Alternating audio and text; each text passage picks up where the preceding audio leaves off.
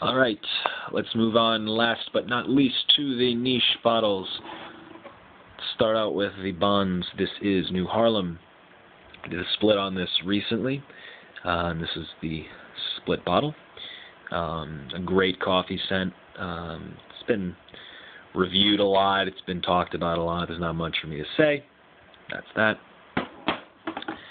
This is I Love New York for All. I had a split of this open, but then I closed it due to overall general lack of interest. I will try and reopen it down the road if this bottle starts getting a little bit of hype, if people start talking about it. As of now, it's pretty new. Not as many people are discussing it that much. It didn't really seem like anybody knew much about it, which was probably what led to the lack of interest.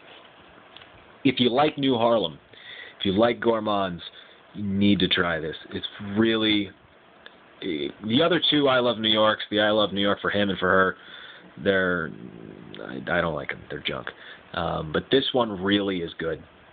It's a quality bottle. Even if you don't like gourmands, this would be one for you. Think of the most smooth cup of coffee you've ever had. Most light, smooth, easy drinking cup of coffee you've had. That's this. That's where the Bond calls it Java. They don't call it coffee. That's where this one shows up. Whereas the New Harlem can be a little harsh, can be kind of like that bold, bitter cup of coffee a little bit. This one is very, very easygoing. And the geranium softens it very nicely. There's really not a whole lot else in there. Bond says that there's some other stuff, some sandalwood, some pepper, some cardamom, some this, some that. I don't really get a whole lot of it. Really, when I first smelled this at the store, not only did I think that this was the I Love New York for him, because it does not say on the bottle anywhere, I Love New York for All. It just has the logo. I thought this was for him. And I thought the I Love New York for him was the unisex one, but it's not. No, this one, it's really, the other stuff is not very, very prominent. You know, there's something else besides Java and geranium, but those are really the two main players. So I would be open to splitting this, and if I do split it, the bottle would be available for whoever wants it, since I already have this. And I don't know, hopefully people will start talking about it, because it really is worth it. And the price is less than the other Bonds. So it's good. It's worth checking out. This guy, the recently completed split of Ombre Nuit from Christian Dior. For anybody who was in this split, your splits are in the mail. I stuck them out yesterday. So they should be to you in a couple of days. But this one is, I had a video, my first impressions of it. A little bit like Noir de Noir. From Tom Ford. Very nice, very classy, boozy rose. A very good one, and this is a line that I'm just really starting to get into, and I think I'm going to get into a bit more. Not too many people on YouTube have done anything on this, so delve into this a little bit more. Looks like Leatherwood might be next up. And now into the Boss bottles. Not literally Boss bottle, but the bottles that, well, they look good on the shelf, let's just say. Amber Absolute from Tom Ford. This is being phased out. There's been some talk about that. There's been some people questioning it. This is straight from the mouth of the Tom Ford rep that I buy from. Apparently, the materials that Tom Ford uses to make this, the type of woods and the type of amber that he uses, are incredibly expensive. And I guess their cost ratio is not good enough, and it is being phased out. Currently, the big 250 ml bottles are no longer in production. You cannot, they're pretty much impossible to find. When I went to buy this bottle about 4 weeks ago from Neiman Marcus, they had in their entire stock around the country about 15 bottles left. and they were not receiving any more shipments. So, remains to be seen if it will be completely phased out, but it appears it may be on its way out. So, that is Amber Absolutes. This is Italian Cypress. Very nice, spicy one. Not my favorite from the line, but it's a good one. It serves its purpose. It definitely is. It has a little bit more of a mature tone to it. So if that's up your alley, if you like Halston Z14, give it a shot. I know I've described all these Tom Fords to you before in a couple other videos, but why not go through them? They're worth it.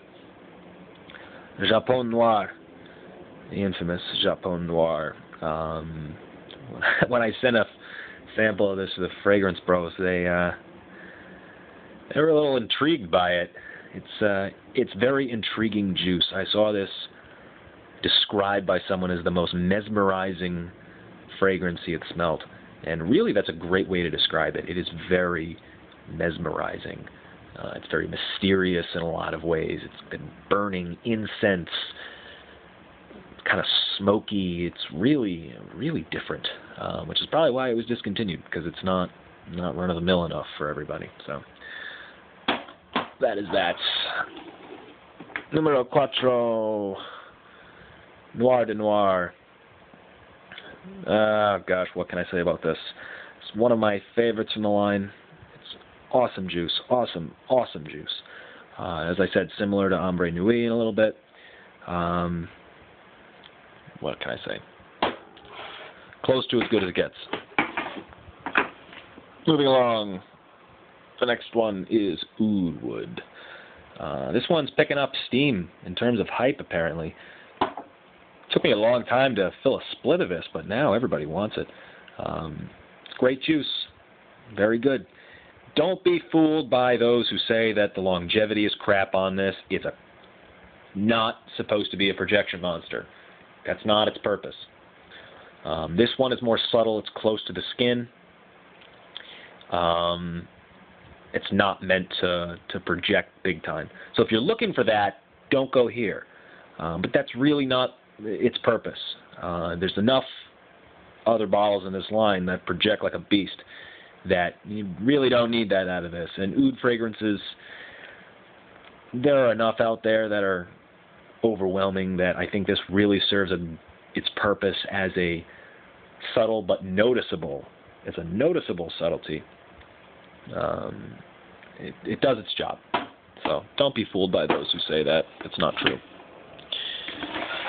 The rock star of the line, Tobacco Vanille.